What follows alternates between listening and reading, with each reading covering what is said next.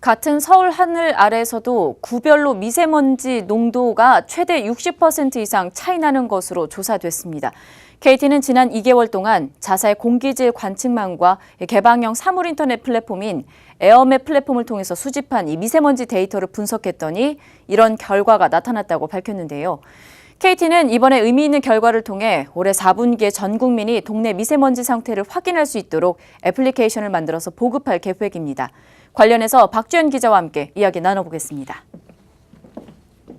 네, 미세먼지 농도가 같은 시나 구라고 해서 동일한 게 아니었습니다. 이제 같은 시나 구에서도 지역에 따라서 미세먼지 농도 차이가 큰 것으로 나타났다고요. 네, 그렇습니다. KT가 지난달 6일 기준으로 이 미세먼지 농도를 측정을 했는데 서울 25개 자치구별 미세먼지 농도 차이를 조사를 해봤더니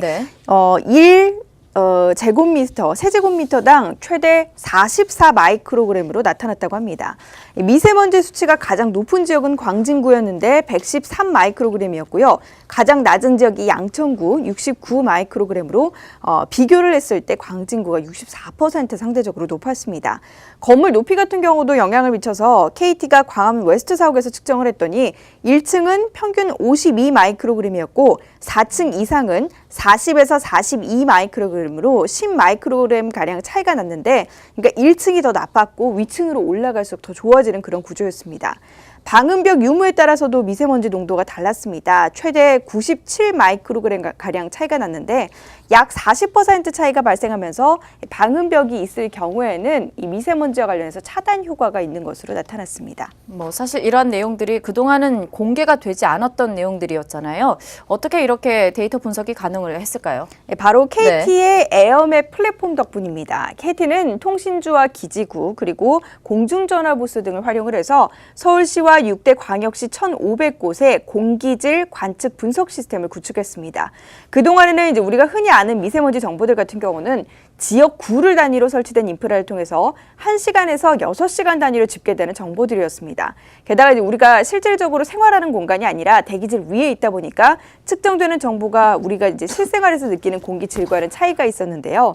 KT는 KT가 보유한 ICT 인프라를 활용을 해서 생활 공간 위주로 공기질 관측망을 구축을 하고 1분 단위로 공기질 데이터를 수집 분석하는 IoT 플랫폼을 개발했습니다.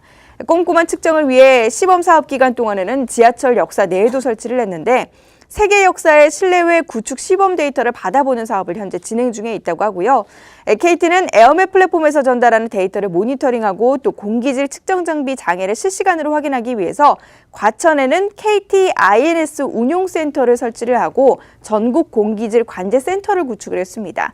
365일 24시간 운영을 통해서 장애가 발생될 경우 전국에 있는 KT 네트워크 문제를 통해서 문제를 해결한다라는 계획입니다. 사실 우리 실생활과 굉장히 밀접되어 있는 내용이기 때문에 우리도 이러한 내용들을 매일 확인을 해보면 좋을 것 같은데 언제 상용화가 될 수 있을까요?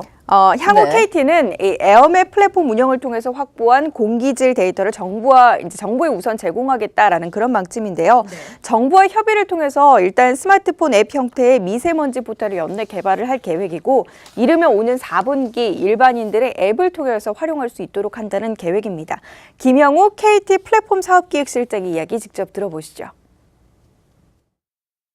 KT가 측정한 미세먼지 데이터와 분석 내용을 정부에 제공하기 위한 방안을 관련 부처와 협의 중에 있습니다.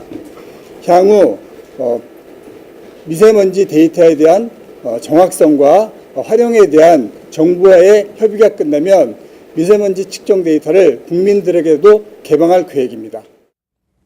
네, KT의 애플리케이션 조금 더 기대를 해보면서 살펴보도록 하겠습니다. 지금까지 박주연 기자였습니다.